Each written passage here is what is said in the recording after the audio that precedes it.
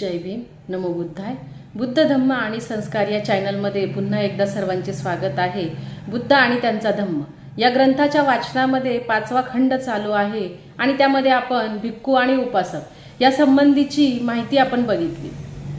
आता आपण उपासकांना काही नियम दिलेले आहेत तर ते नियम बघणार आहोत. त्यामध्ये धनवंतांकरिता नियम दिलेले आहेत. आपण दारिद्र्यामध्येच धन्यता मानावी असं तथागतांचं कधीही म्हणणं नव्हतं. दारिद्र्य हे जीवनाचे सौभाग्य आहे असे म्हणून त्यांनी दारिद्र्याचे उदात्तीकरण केले नाही आणि या दरिद्रींना तुम्ही संपूर्ण पृथ्वीचे उत्तराधिकारी व्हाल असंही त्यांनी कधी सांगितलेलं नाही. आणि मग तथागत म्हणत होते की तुम्ही संपत्तीचं जे आहे स्वागत करा, परंतु ही जी संपत्ती आहे ती चांगल्या मार्गाने कमवलेली असावी, विनयशासित असावी, विनयसम्मत असावी. आणि एकदा तथागत जिथे वास्तव्याला होते तर तिथे अनाथ पिंडक आला आणि त्याने तथागतांना वंदन केलं. तो तथागतांच्या जवळ त्याने आसन ग्रहण केलं आणि त्याने तथागतांना विचारलं की गृहस्थाने स्वागत करावं किंवा त्याच्यामध्ये त्याला सुख आहे परंतु ते मिळवणं कठीण आहे अशी कोणती गोष्ट आहे ती तुम्ही मला कथन करावी, ती तुम्ही मला सांगावी. आणि मग तथागतांनी त्याचं जे म्हणणं होतं ते ऐकून घेतलं. तथागतांनी त्याच्यावरती विचार केला आणि मग तथागतांनी सांगितलं न्यायसम्मत मार्गाने म्हणजे न्यायाच्या मार्गाने मिळवलेली जी धनसंपदा असते ती मिळवणे ही सगळ्यात कठीण बाब आहे. आणि दुसरी बाब म्हणजे तुमचे जे नातेसंबंधीमध्ये जे तुमचे नातेवाईक आहेत त्यांनी सुद्धा मिळवलेली जी धनसंपदा आहे तर ती न्याय मार्गाने मिळवलेलीच असावी. आणि तिसरी गोष्ट म्हणजे दीर्घायुष्य आपल्याला लाभावं आणि आपण दीर्घायुष्य जगावं. आणि तथागत म्हटले की ह्या ज्या 3 गोष्टी आहेत तर ह्या नेहमीच आपण त्याचं स्वागत करत असतो परंतु ते मिळवणं तितकं कठीणही आहे. आणि या 3 गोष्टी जर आपल्याला मिळवायच्या असेल तर या 3 बाबींचा लाभ जर आपल्याला व्हावयाचा असेल तर 4 अटींची पूर्तता करणे गरजेचे आहे. आणि या 4 अटी म्हणजे काय तर श्रद्धारूपी सौभाग्य, शीलरूपी सौभाग्य, उदारतारूपी सौभाग्य आणि ज्ञानरूपी सौभाग्य. श्रद्धा आणि विश्वासरूपी सौभाग्याच्या प्राप्तीसाठी तथागतांसारखं श्रेष्ठतम ज्ञान प्राप्त होणं गरजेचं आहे. तथागत जो अशी देशना देतो की तथागत अर्हत आहे, सम्यक संबुद्ध आहे, विद्याचरण संपन्न आहे, सुगत आहे, विश्वाचा ज्ञाता आहे, अतुलनीय असा मानवाचा शास्ता आहे, देव आणि मानवाचा आचार्य आहे. आणि शील सौभाग्याने युक्त होणे म्हणजे काय तर जीव हिंसेपासून विरत होणे म्हणजे जीव हिंसा करू नये, चौर्य कर्मापासून विरत होणे किंवा व्यभिचारापासून विरत होणे, मिथ्या कथनापासून विरत होणे आणि सुरापानापासून विरत होणे. आणि उदारतेचं सौभाग्य म्हणजे काय तर गृहस्थ आपले चित्त जे आहे तर ते कृपणतेपासून मुक्त करतो, तो उदार होतो, मुक्त हस्ते दान करतो, तो दानातच आनंद मानतो, लोकांनी त्याच्याकडे हात पुढे करावा आणि त्याने द्यावे अशी योग्यता त्याला लाभते. आणि प्रज्ञेचे सौभाग्य कशामध्ये आहे तू हे जाणतोस काय की ज्या गृहस्थाचे मन तृष्णा, लोभ, द्वेष, आलस्य, तंद्रा, अनवधान, चित्ताची व्यग्रता यांच्या वशीभूत होऊन ते पाप कर्म करतो, जे कर्तव्य केले पाहिजे त्याकडे दुर्लक्ष करतो आणि असे केल्याने तो सुख आणि सन्मानास पारखा होतो. लोभ, तृष्णा, द्वेष, आलस्य, तंद्रा, चित्ताची व्यग्रता आणि विचिकित्सा हे चित्ताचे कलंक आहेत. जो गृहस्थ या कलंकापासून मुक्त होतो त्यांना श्रेष्ठ प्रज्ञा प्राप्त होते, विपुल प्रज्ञा प्राप्त होते, त्याची दृष्टी स्पष्ट होते, त्याला पूर्ण ज्ञान प्राप्त होते. आणि या प्रकारे न्याय मार्गाने परिश्रमपूर्वक बाहुबलाने निढळाच्या घामाने धनसंपदा प्राप्त करणे म्हणजे सौभाग्याचे लक्षण होय. त्यामुळे गृहस्थ सुखी होतो, आनंदित होतो, सुख आणि आनंद यामध्येच तो रममान होतो. तो आपले आई वडील, पत्नी, मुलं किंवा मित्र मंडळी, आप्तेष्ट, नातेवाईक यांना सर्वांनाही तो सुखी करत असतो, यांना सर्वांनाही तो आनंदामध्ये ठेवत असतो. पुढे गृहस्थांकरिताचे विनय इथे दिलेले आहेत. या विषयावर तथागतांचे विचार शृंगालाशी झालेल्या संभाषणामध्ये त्यांनी व्यक्त केलेले आहे. एकदा तथागत राजगृही वेळुवनामध्ये कलंदक निवापात विहार करीत होते. गृहस्थ पुत्र शृंगाल तेव्हा प्रातसमयी तो नियत समयी उठला आणि राजगृहाबाहेर तो गेला. त्याच्या अंगावरती वस्त्र होते, त्याने वस्त्रासहित स्नान केलं आणि त्याने आपल्या ओल्या केसांनी, ओल्या वस्त्रांनी दोन्ही हात त्याने वर केले आणि पूर्व, पश्चिम, दक्षिण, उत्तर, ऊर्ध्व, अधर अशा रीतीने आकाश आणि पृथ्वीच्या सर्व दिशांची तो पूजा करू लागला. त्यावेळी तथागत जे होते तर तेही प्रातकाळी चिवर धारण केले आणि ते चारिकेस्तव राजगृहामध्ये त्यांनी प्रवेश केला.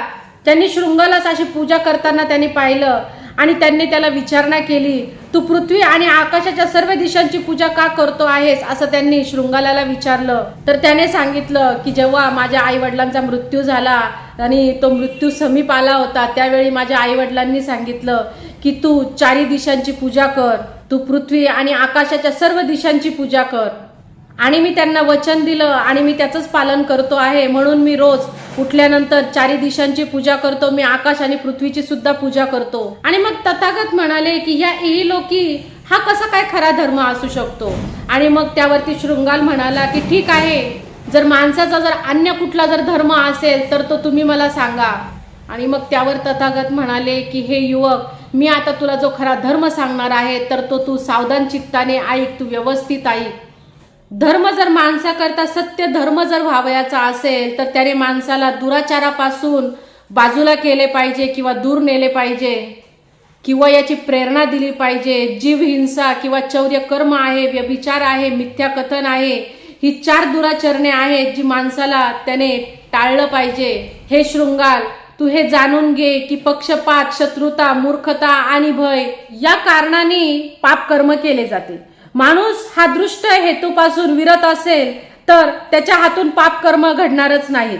धर्म माणसासाठी खरा धम्म जर व्हावयाचा असेल तर धम्माने माणसाला आपल्या धनसंपदेच्या नियोजित उपयोगाची प्रेरणा द्यावी. धम्माने माणसाला आपल्या संपत्तीची धूळघाण करण्यापासून परावृत्त करावं.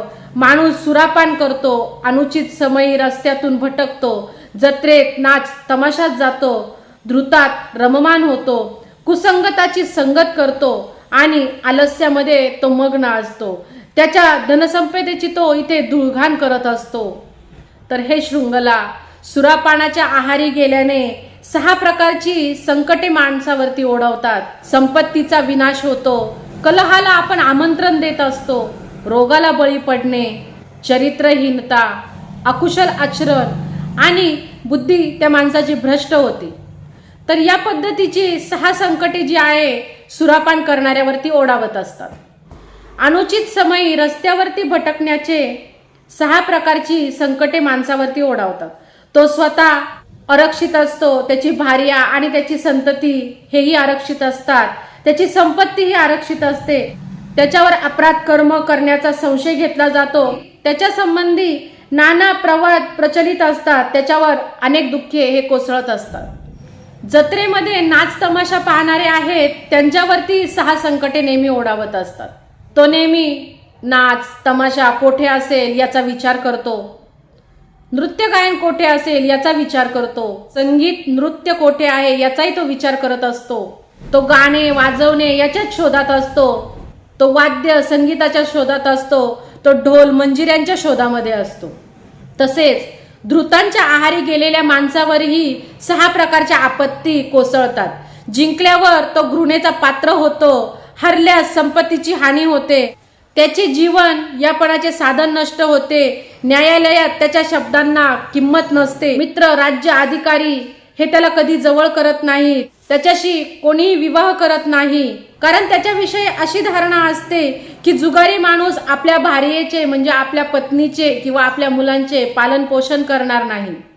आणि कुसंगाच्या संगतीनेही 6 प्रकारचे दुष्परिणाम होतात. जुगारी, मद्यपी, व्यभिचारी, लबाड, वंचक अथवा हिंसक याची संगती त्याला लाभत असते. आणि जो माणूस आळसाने भरलेला आलस्यग्रस्त या माणसाची सुद्धा 6 संकटे त्याच्यावरती ओढावत असतात. कारण तो नेहमी कारण शोधत असतो. आज खूप थंडी आहे, आज हे काम होणार नाही, किंवा आज खूप ऊन आहे, हे काम होणार नाही, किंवा एवढ्या लवकर मी हे काम करणार नाही, किंवा खूप उशीर झाला आता मी हे काम करणार नाही. आणि या प्रकारच्या कारणास्तव त्याने जे करायला पाहिजे तो कधीच करत नाही, ते करायचे राहून जाते, त्याला धनसंपदा त्याच्यामुळे प्राप्त होत नाही, आणि जी धनसंपदा त्याच्याजवळ असते ती सुद्धा नष्ट होत जाते हळूहळू. धर्म माणसाकरिता खरा धम्म व्हावयाचा असेल तर त्या धम्माने माणसाला खरा मित्र कसा ओळखायचा याचे ज्ञान त्याला दिले पाहिजे. 4 प्रकारची माणसे मित्र रूपात शत्रू जाणावी. लोभी माणूस, बोलकेवडा, कृतिशून्य माणूस, स्तुतीपाठक माणूस आणि उदळ्या प्रवृत्तीचा माणूस. हे मित्र रूपामध्ये शत्रूच असतात। यामध्ये जो पहिला जो आहे तर तो मित्र रूपामध्ये शत्रू आहे, कारण तो लोभी आहे, तो देतो कमी आणि घेतो जास्त। जेही काही तो करत असतो ते तो भीतीपोटी करत असतो, नेहमी आपल्या स्वार्थासाठीच धडपडत असतो आणि आपला स्वार्थ कुठे आहे याकडे मात्र त्याचं लक्ष केंद्रित असतं। दुसरा जो माणूस आहे बोलघेवडा, तो सुद्धा कृतिशून्य आहे, त्यालाही मित्र रूपामध्ये शत्रूच जाणावा, कारण तो व्यर्थ बडबड करत असतो। तो भूतकाळामधल्या मैत्रीची आठवण करून देतो किंवा भविष्यकाळाबद्दल कथन करत असतो आणि या पद्धतीने तो तुम्हाला शब्द जाळ्यामध्ये ओढत असतो आणि या पद्धतीने तुमची कृपा तो संपादन करत असतो। परंतु जेव्हा खरोखर काही करण्याची वेळ येते त्यावेळी मात्र तो काहीही करत नाही, तो त्यावेळी असमर्थ असतो। आणि जो स्तुतीपाठक मित्र असतो तो सुद्धा मित्र रूपामध्ये शत्रूच जाणावा, कारण तो दृष्ट कृत्य जरी एखादं केलं, म्हणजे वाईट कृत्य जरी तुम्ही केलं तरी तो नेहमी तुमची स्तुती करत असतो, म्हणजे त्याला तो संमती देत असतो। आणि आपण बघत असतो जे स्तुती करणारे लोक असतात ते आपल्या तोंडावर नेहमी चांगलं चांगलं बोलतात, परंतु पाठीमागून ते प्रत्येकाची निंदाच करत असतात। आणि त्याचबरोबर जे उधळ्या प्रकारची जी लोक असतात तर त्यांची सोबत ही मित्रासारखी जरी वाटत असली तरी सुद्धा ते शत्रूच असतात, कारण तुम्ही जेव्हा एखाद्या वाईट गोष्टीकडे वळत असता त्यावेळी ते तुमच्या सोबत असतात। म्हणजे जेव्हा तुम्ही जत्रेमध्ये नाच बघायला जाता तेव्हा ते तुमच्या सोबत असतात, किंवा तुम्ही एखाद्या द्रुतामध्ये एखादा द्रुत जेव्हा माणूस असतो त्याच्याशी जेव्हा तुम्ही संभाषण करत असता किंवा त्याच्या संपर्कात असता तेव्हाही तो तुमच्या सोबतच असतो। म्हणजे जेव्हा जेव्हा तुम्ही भटकत असता एखाद्या रस्त्याने त्या वाईट काळात तो तुमच्या सोबत असतो, परंतु तो तुम्हाला अडवत नाही। आणि पुढे सांगताना बुद्ध म्हणतात की 4 प्रकारची माणसं आहेत जी तुमची मित्रच असतात। जो सहाय्यक असतो, जो सुखदुःखामध्ये समानतेने साथ देतो, जो योग्य परामर्श देतो आणि जो सहानुभूती दर्शवतो। त्यामध्ये जो सहाय्यक असतो तर याला यथार्थतेने मनापासून मित्र जाणायचा, कारण जेव्हा तुम्ही आरक्षित असतात तेव्हा तो तुमचं रक्षण करत असतो, जेव्हा तुमची संपत्ती आरक्षित असतो तेव्हा तो तिचंही रक्षण करत असतो, जेव्हा तुम्ही भयग्रस्त असता तेव्हा तो तुम्हाला आश्रय देत असतो, आणि जेव्हा तुम्ही एखादं महत्त्वाचं कार्य करत असतात किंवा एखादी महत्त्वाची गोष्ट तुम्हाला संपादन करायची असेल तेव्हा तो दुप्पट सहाय्य आपल्याला करत असतो। या पद्धतीचा तो मित्र असतो। आणि जो सुख दुःखामध्ये दोन्ही पद्धतीमध्ये आपल्याला समान साथ देत असतो तो सुद्धा तुमचा खरा मित्र जाणायचा, कारण तो तुमचं जे गुपित आहे ते त्याच्याकडे ठेवत असतो, तो इतर कुणाला तो सांगत नाही।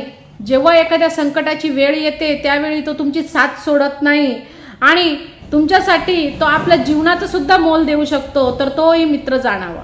आणि सत्परामर्श मित्र म्हणजे तो तुम्हाला वाम मार्गापासून तो तुम्हाला विरत करत असतो, म्हणजे वाम मार्गावर जाण्यापासून तो तुम्हाला रोखत असतो। जे कधी तुम्ही ऐकलेले नसेल ते तुम्हाला तो नेहमी सांगत असतो आणि तुमच्या आनंदामध्ये त्याला आनंद होत असतो, असाही आपला मित्र असतो। आणि तुमच्याविषयी सहानुभूती जो राखतो तो सुद्धा तुमचा खरा मित्र असतो, कारण तुमच्यावर जर एखादं दुःख कोसळलं तर त्याला आनंद होत नाही तर त्याला दुःख होत असतं। तुम्हाला जर सुख समृद्धी जर भेटली तरही त्याला आनंद होत असतो, आणि जर कोणी तुमची निंदा करत असेल तर त्या माणसाला तो अडवत असतो।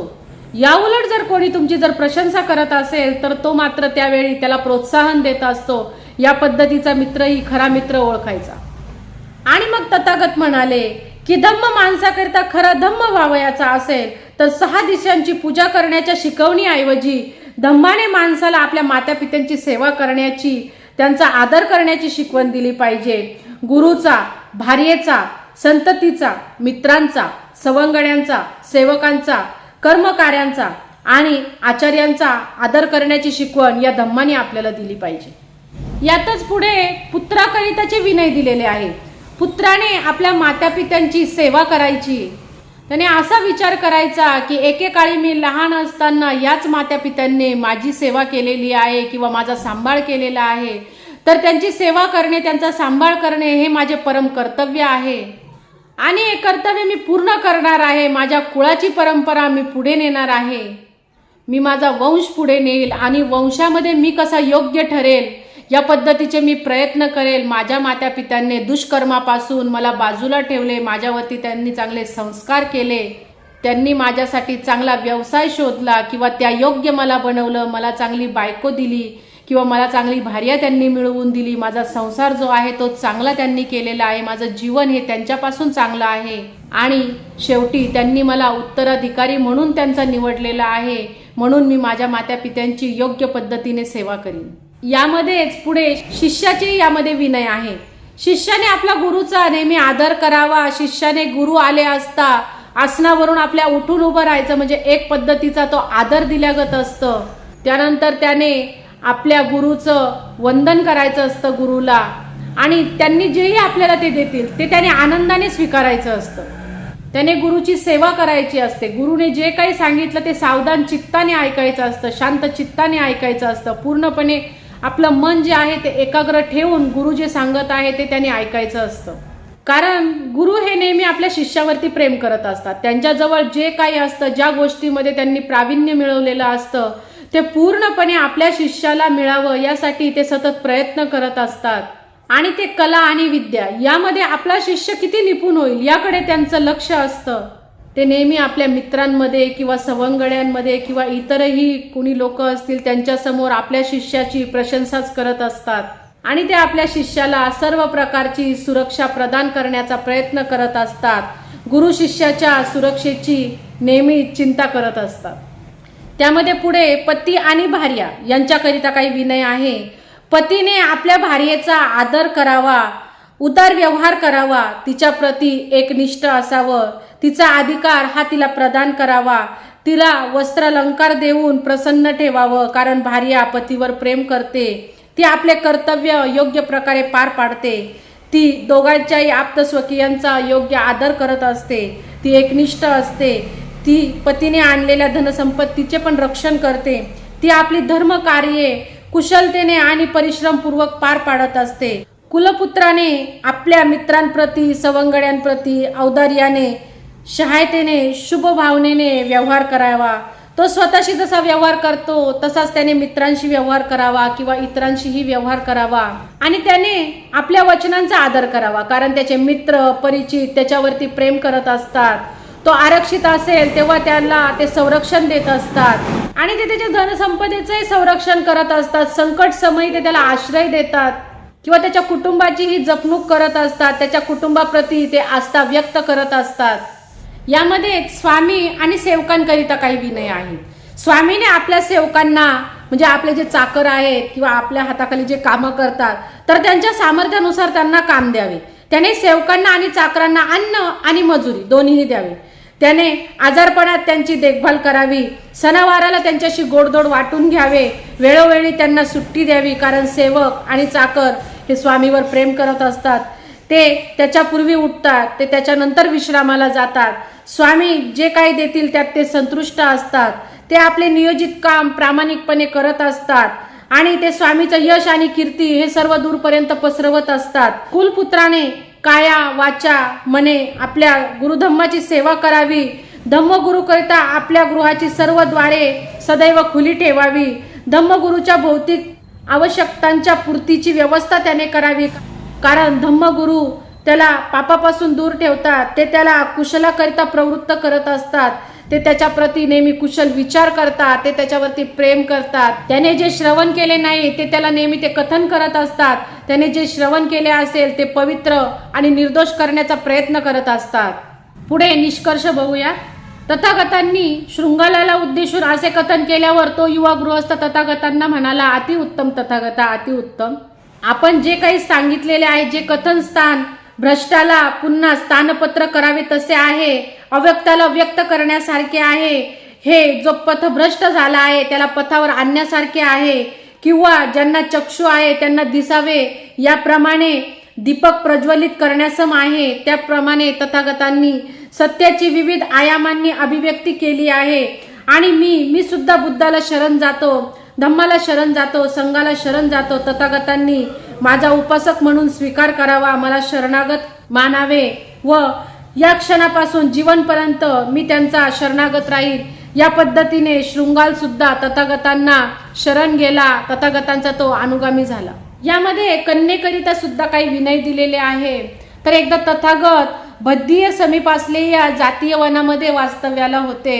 तिथे मेंढकाचा पौत्र उग्गाह तो तो तेथे तथागतांच्या भेटीला आला, त्याने तथागतांना वंदन केलं आणि तो तथागतांच्या जवळच आसनस्थ झाला, म्हणजे तिथे तो बसला आणि तो तथागतांना म्हणाला की तथागत, उद्या कृपा करून तुम्ही माझ्या घरी भोजनाला यावं. या बोलण्यावरती तथागतांनी आपली मूकसंमती तथागत द्यायचे, तर त्यांनी मूकसंमती दिले आणि त्या निमंत्रणाचा त्यांनी स्वीकार केला. उद्गाने बघितले की तथागतांनी त्यांची प्रार्थना स्वीकारली आहे आणि मग त्यावेळी तो आपल्या आसनावरून उठला, त्याने तथागतांना वंदन केलं आणि त्यांनी तथागतांना प्रदक्षिणा घातली आणि तो तथागतांचा निरोप घेऊन त्याच्या घरी निघाला. आणि मग रात्र संपली आणि प्रात समय तथागतांनी आपलं चिवर वस्त्र परिधान केलं आणि त्यांनी हातामध्ये आपलं जे भिक्षापात्र होतं ते घेतलं आणि ते उद्गाराच्या घरी ते निघाले. मग त्याच्या घरी ते पोहोचल्यानंतर त्याने तथागतांचं स्वागत केलं. तथागतांना त्याने आसन त्यांनी ग्रहण करायला लावलं आणि उद्गाने स्वतःच्या हस्ते म्हणजे स्वहस्ते त्याने तथागतांना विविध प्रकारच्या भोजनाची संतर्पित त्याने केलं. आणि मग तथागतांनी आपल्या पात्रातून आपला हात काढून घेतला, तेव्हा तो तथागतांच्या जवळच बसला होता. तो त्यांना म्हणाला की तथागत, या माझ्या कन्या आता त्या आपल्या पतिगृही म्हणजे लग्न करून त्या त्यांच्या पतीच्या घरी जाणार आहे, ते त्यांच्या कुटुंबामध्ये जाणार आहे आणि मग तुम्ही त्यांना काहीतरी देशना द्यावी, जेणेकरून चिरकालापर्यंत ती त्यांच्या लक्षामध्ये राहील किंवा ती त्यांना सुखकर बनवेल, या पद्धतीची तुम्ही त्यांना देशना द्यावी. आणि मग तथागत त्या कन्यांना उद्देशून म्हणाले की हे कन्यांनो, तुमचं आचरण या पद्धतीचं असावं की आमचे माता पिता हे आमचे हित आणि आमचं सुख जपायच्या हेतूने आम्हाला जे उदार माता पिता आम्हाला ज्या पतीच्याही स्वाधीन करतील त्यांच्याविषयी तुम्ही आदर मनामध्ये बाळगायचा आहे. तुम्ही त्यांच्या अगोदर उठावं आणि तुम्ही त्यांच्या नंतर निद्रिस्त व्हावं. तुम्ही जेही काम तिथे कराल ते मनपूर्वक करावं. तिथल्या ज्या वस्तू आहेत तर त्या तुम्ही व्यवस्थित ठेवाव्या. तुमची जी वाणी आहे तर ती मधुर असावी. कन्यांनो, तुमचे आचरण असे असावे, तुम्ही याचा अभ्यास करावा. आणि त्याचप्रमाणे तुम्ही आपला पती, त्याचे माता पिता किंवा त्यांचे जे स्वकीय असतील किंवा साधू संन्यासी असतील यांचा मान सन्मान करावा, आदर सत्कार करावा. ते घरी येतात त्यांना आसन द्यावे, त्यांना जल द्यावे आणि या प्रकारचं तुम्ही आचरण तुमचं ठेवावं. तुम्ही या पद्धतीचा अभ्यास करावा आणि या प्रकारे तुम्ही पतिगृहीच्या हस्तकलेचा किंवा हस्तोद्योग चतुर चपळ तुम्ही असावं. लोकर विणण्याची कला किंवा इतर कुठला उद्योग तुम्हाला येत असेल किंवा कापूस विणण्याची कला असेल, यामध्ये तुम्ही दक्ष राहावं आणि दक्षता प्राप्त केल्यानंतर तुम्ही ते काम योग्य प्रकारे करू शकाल किंवा करून घेऊ शकाल. म्हणून कन्यांनो, तुम्ही या प्रकारच्या आचरणाचा अभ्यास करावा.